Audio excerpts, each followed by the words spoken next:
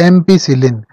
Ampicillin क्या है, marketed brand कौन सा है, डोजेज फॉर्म क्या होती है, मैकेनिज्म ऑफ एक्शन इसका क्या है, क्लिनिकल यूजेस और इसके साइड इफेक्ट्स डिस्कस करेंगे। लिहाजा इस वीडियो को आप एंड तक देखिए ताकि आपको समझ आ सके। Starting with the marketed brand Emplus. Emplus इसका सबसे फेमस ब्रांड है एम्पिसिलिन का। एक बहुत ही आम इस्तेमाल में पाकिस्तान में इस्तेमाल होने वाला एम्प्लस इसका बहुत फेमस ब्रांड है। तकरीबन आपने फार्मेसी पे बहुत कॉमनली देखा होगा, इसके इंजेक्शंस अवेलेबल होते हैं। इसके अलावा कैप्सूल्स में इसकी अवेलेबल है, ओरल सस्पेंशंस में आती है। 250 और 500 mg की कैप्सूल्स, 125 और 250 mg के ओरल सस्पेंशंस हैं। और इवन इंजेक्शन देखें तो 125, 250, 500, 1000, 2000 और इवन 10 ग्राम तक भी इसके इंजेक्शंस या पाउडर्स जो हैं अवेलेबल है। मैकेनिज्म की बात करें कि ये एंटीबैक्टीरियल है, यानी बैक्टीरिया को मारती है। तो इसका मैकेनिज्म जो है, देखें बैक्टीरिया की जो सेल वॉल है it is called as peptidoglycan. Bacteria की सेल वॉल पेप्टिडोग्लाइकन की बनी हुई है। कैसे कि ये जो आपके पास पेप्टाइड यहाँ पे क्रॉस लिंकिंग करते हैं इट इज कॉल्ड ट्रांसपेप्टाइडेशन। अब क्रॉस लिंकिंग को ट्रांसपेप्टाइडेशन कहते हैं, उसके एक बेहद स्पेसिफिक एंजाइम कॉल्ड ट्रांसपेप्टाइडेज। हमारी ड्रग जो है ना पेनिसिलिन, वो इस ट्रांसपेप्टाइडेज को ब्लॉक कर देती है, जिसकी वजह से ट्रांसपेप्टाइडेशन नहीं हो पाएगी। और जब ट्रांसपेप्टाइडेशन नहीं होगी तो बैक्टीरियल सेल वॉल की सिंथेसिस बंद हो जाती है। जब वो बंद हो जाएगी इसके नतीजे में बैक्टीरिया की सेल डेथ हो जाती है। तो ये इसका मैकेनिज्म ऑफ एक्शन है।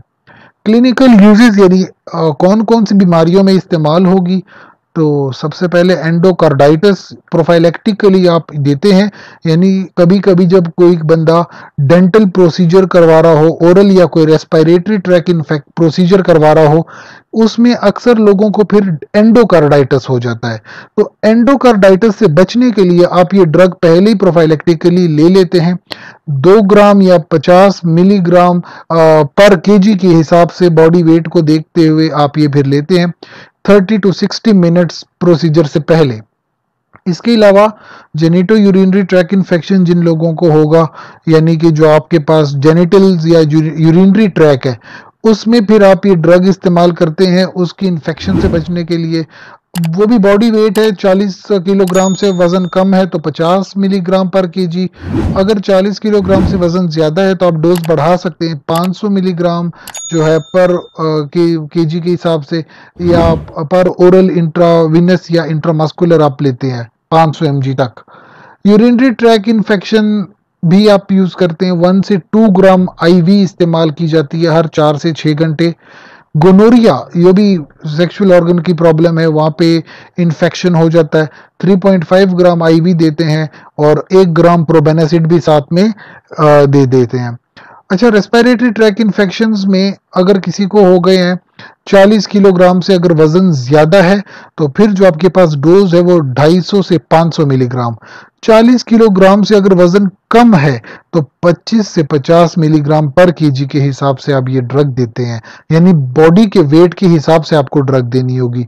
फिर जो है बैक्टीरियल मेनिंजाइटिस या सेप्टिसीमिया जिनको हो जाता है, मेनिंजाइटिस यानी मेनिंजेस जो है आपके ब्रेन की, सेप्टिसीमिया अगर ब्लड के अंदर इन्फेक्शन हो गया, 150 से 200 मिलीग्राम पर केजी यानी बॉडी वेट के हिसाब से आप देते हैं। आईवी इन्फ्यूजन की फॉर्म में देते हैं या इंट्रामस्कुलर इंजेक्शन भी आप लगा सकते हैं। एडवर्स इफेक्ट्स जो आप एक्सपेक्ट कर सकते हैं क्योंकि ये पेनिसिलिन की क्लास से ताल्लुक रखती है, तो एरिथमा मल्टीफॉर्म यानी स्किन के ऊपर, या एक्सफोलिएटिव डर्माटाइटिस यानी स्किन की रैश वगैरह, अर्टिकेरिया एक्सपेक्ट कर सकते हैं अगर लोगों को अक्सर एलर्जी वगैरह होती है इससे। फीवर या सीजर्स हो सकते हैं। ब्लैक हेयरी टंग एक इसका डिसऑर्डर या एडवर्स इफेक्ट। डायरिया, एंटेरोकोलाइटिस या ग्लोसाइटिस, ग्लोटाइसिस जबान की इन्फ्लेमेशन, एंटेरोकोलाइटिस जो इंटेस्टाइन है उसकी इन्फ्लेमेशन। पर overall the drug is very safe, that is called as ampicillin, जो कि पेनिसिलिन की क्लास की एक एंटीबायोटिक है। इसके अलावा कोई क्वेश्चन हो आप इसके रिगार्डिंग पूछना चाहें तो कमेंट सेक्शन में आप ज़रूर पूछिए, जल्द से जल्द हमारी टीम आपको जवाब देगी। इसके साथ साथ हमारे चैनल को लाइक करें, कमेंट करें, शेयर करें, सब्सक्राइब कीजिए और इस